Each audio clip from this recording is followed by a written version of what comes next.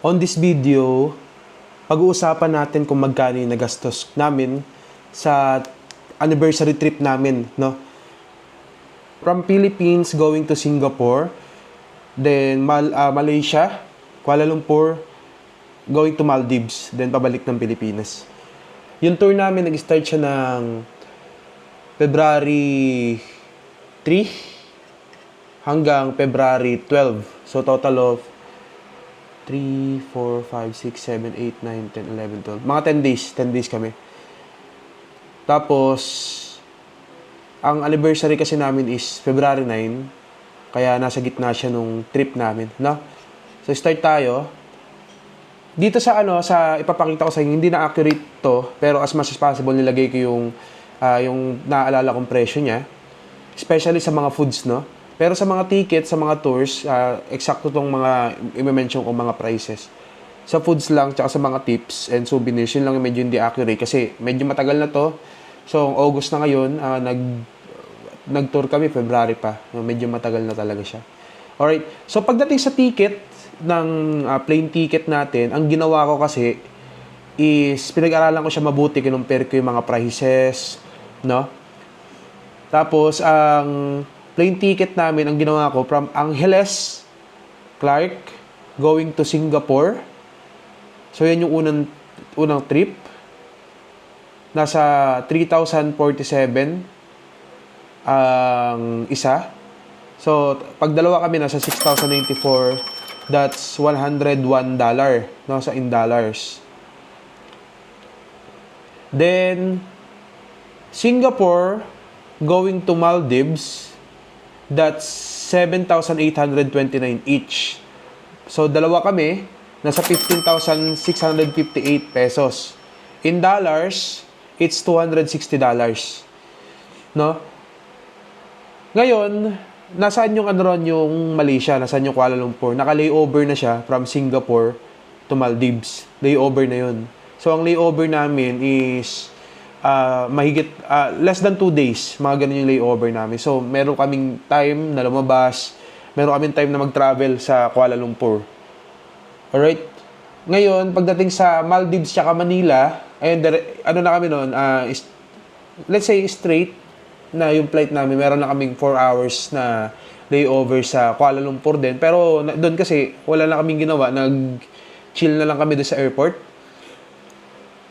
So Maldives to Manila, ang presyo nun is 11,752 pesos each.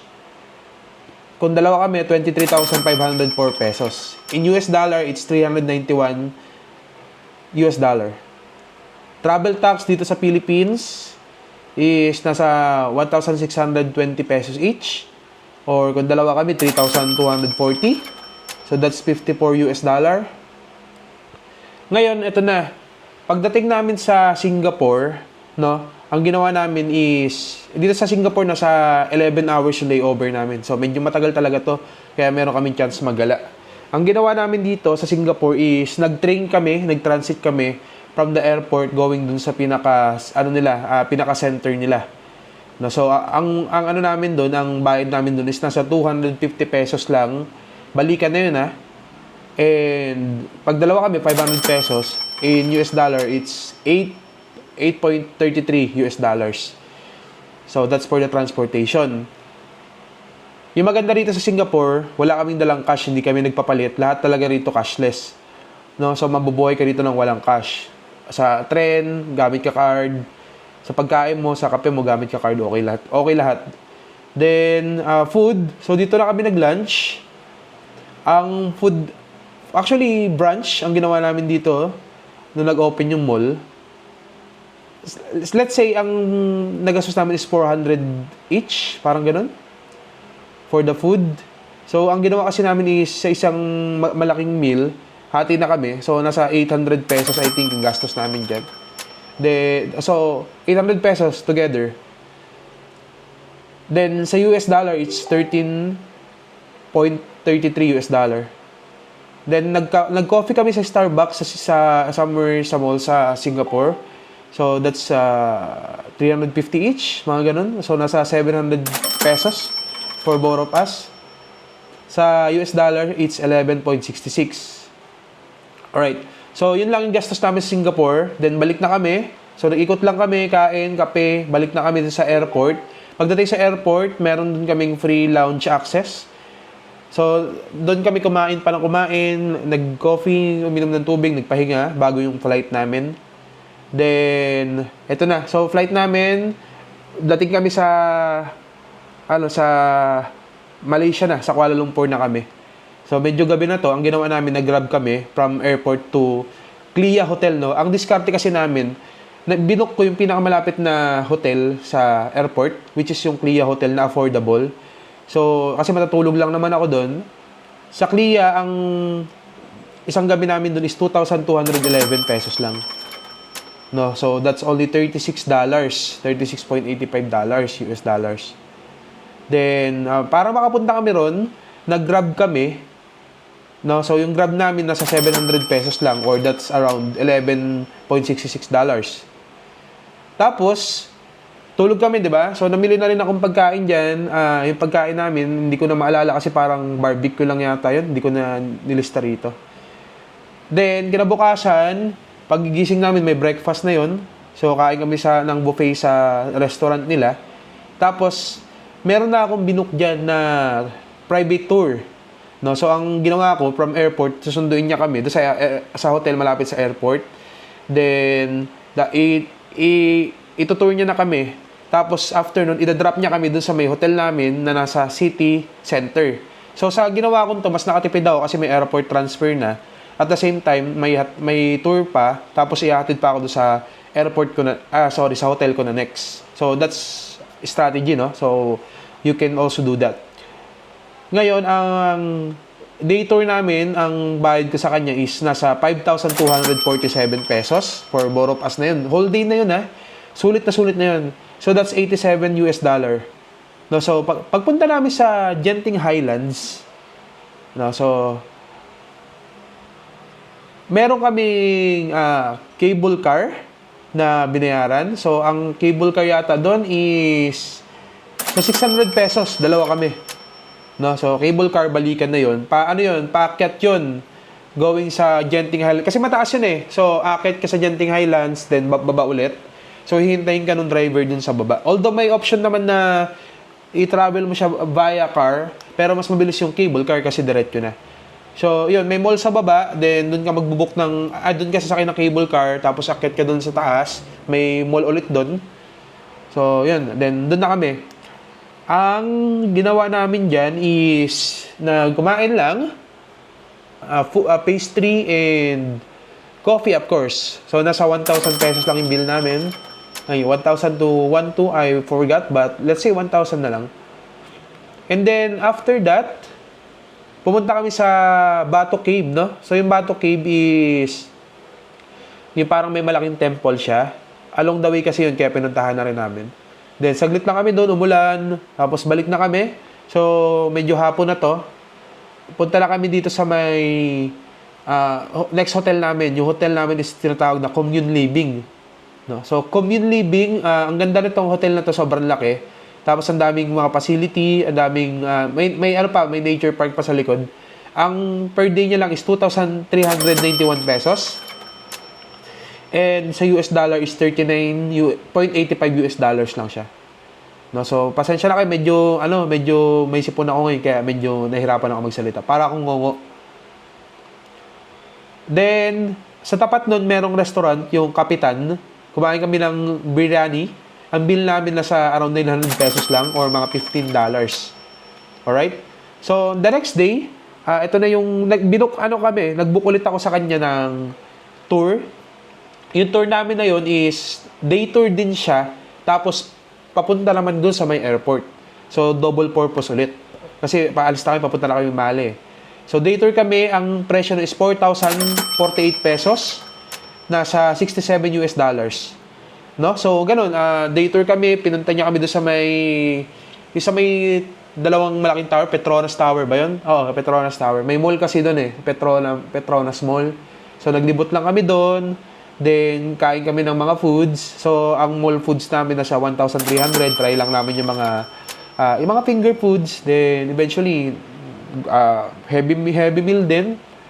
Tapos, since biryani lover kami, papunta kaming airport, may sinabi sa amin yung driver, yung tour guide namin, masarap daw yung biryani doon. So, dinaan niya kami.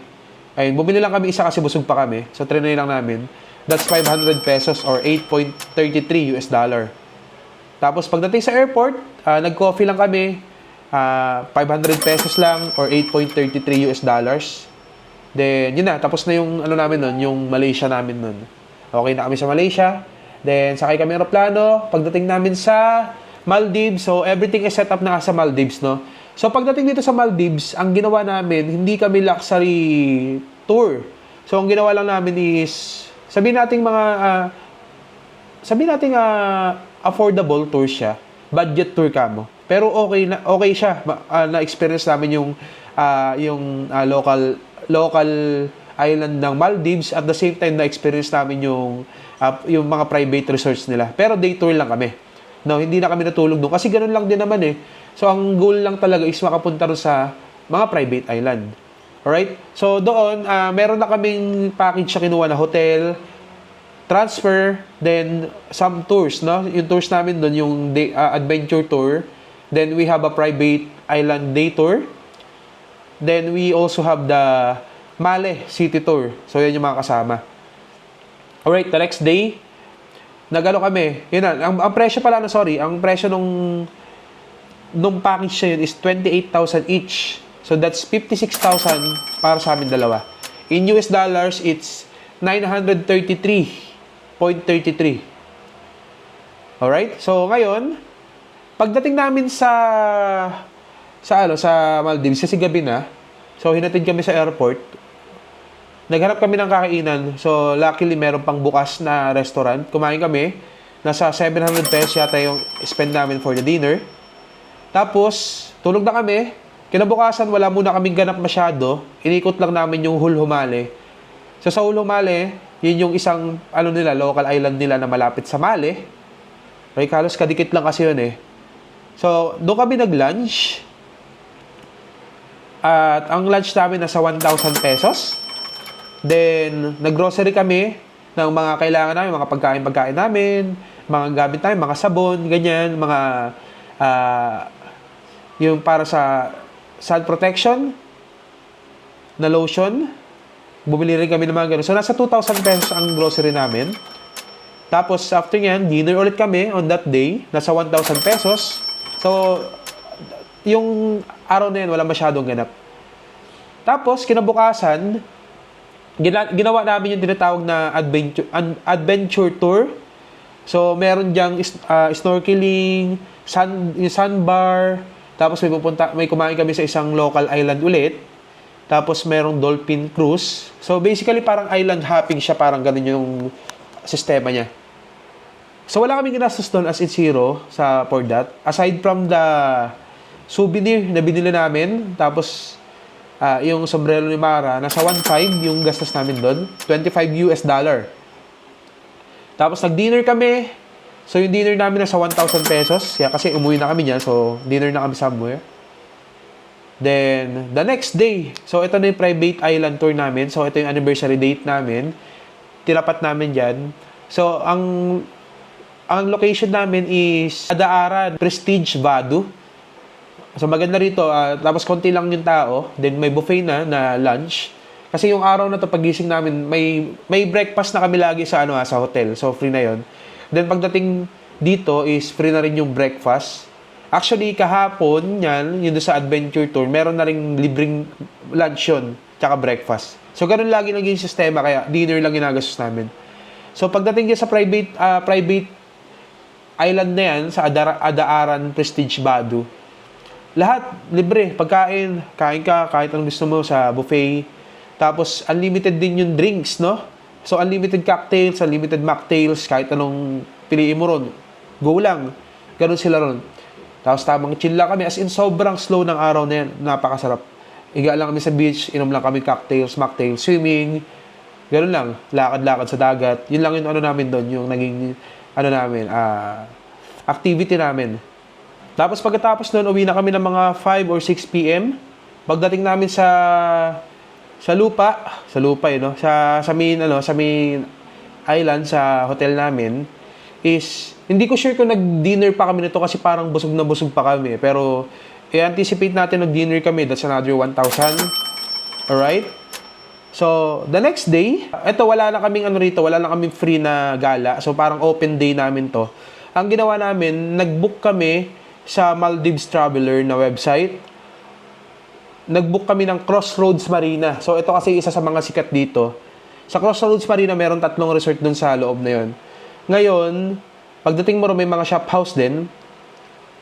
Doon kami sa pinakadulo, yung Sai Lagoon. So, doon na kami nag-day tour. Libre na, kasama na yon sa babayaran namin. That's 5,311. For both of us na yun, dalawa na kami. So, that's $88. No? So, ayun, unfortunately, hindi free yung rito, yung mga foods, yung mga drinks. Kasi sobrang mura lang naman niya. Imagine mo day tour, dalawa na kayo, 5,311 for a good resort din. Beach club kasi ito. No, ganda rin ng tubig dito. Ganda, sarap dito. Then nag-ice cream kami doon. So yung ice cream nila is per scoop, parang nasa $6, ganyan. Or $4, hindi ko na maalala. Pero nakadalawang balik kami. So, anticipate na lang natin na 1,000 pesos ito or $16. Then, nag-lunch kami dito sa Hard Rock Cafe. Nandito rin kasi sa Crossroads Marina yung Hard Rock Cafe dito na gusto ko talaga puntahan. Unfortunately, na-discourage ako. Medyo hindi siya satisfy sa akin yung experience ko rito. So, ang bill ko rito is 3,800 pesos for our lunch. So, medyo mahal to. No, pero yun, ito yung pinakamahal naming meal doon sa may Maldives. So, okay lang. At least na-experience ko yung Hard Rock Cafe. So, $63 for this. Then, uwi kami. So, pagka-uwi namin, dinner ulit. So, that's 1,000 pesos ulit. Then, after nyan, kinabukasan, ito na yung, yung Male City Tour namin. So, libre pa rin to. Pinick up kami sa hotel namin. Ganun lagi yung sistema. Pinipick up kami sa hotel. Which is free yun. Ngayon, nag-breakfast kami sa hotel. Tapos, punta kami sa airport. Then, dinala kami sa Male. Tapos, doon, inikot kami nung tour guide namin. Napakabait nung tour guide. Walang bayad. Nilibre pa nga kami tinapay eh. Tapos, pagdating sa, sa coffee, no? So, yun, nag-coffee lang kami doon. Kasi busog pa kami. Then, bumili kami ng souvenirs. So, medyo malaki yung gastos sa souvenirs. Ang souvenirs na nasa 15,000 yung nagastos ko. Kasi bumili ako ng mga carvings nila na mga fish. Ang ganda kasi na malalaki. 2 ganun yung binili ko. Display ko siya. No, so, mahilig kasi ako sa mga huge collectibles. Nasa $250 siya. Tapos, after nyan, nag-dinner kami. So, yung dinner namin, medyo napamahal kami rito kasi last day namin dito last dinner namin dito sa Maldives. So, nasa 2,500 yung amin nagastos for the dinner. That's $41. Alright? Then, kinabukasan, biyahe na namin to. So, pinick up kami sa hotel. Breakfast muna kami. Then, pinick up kami. So, biyahe kami ngayon. Nakarating kami ng Kuala Lumpur, medyo gabi na. Nasa 6 p.m. na kasi may time differential din yan. Mga ganun, 6 p.m. or I'm not sure, hindi ko na maalala. So, nag-dinner kami doon, nasa 1,000 pesos. Then, after several hours, nasa Pilipinas na kami. So, yun. No, medyo may nagastusan pa kami sa extra luggage. I forgot, nasa 5,000 din yata eh. Extra luggage. So, I will add that on the expenses. Kasi, ang laki ng mga gamit namin, lalo na binili kong isda. To sum up, no, ang nagastos ko for the whole trip, for the 10 days trip, 3 countries na to nasa 168,605 pesos. Let's say, estimate natin, nasa 170,000. So, for the US dollar, it's $2,810 only. So, imagine mo, 3 bansa na yan. So, ganyan,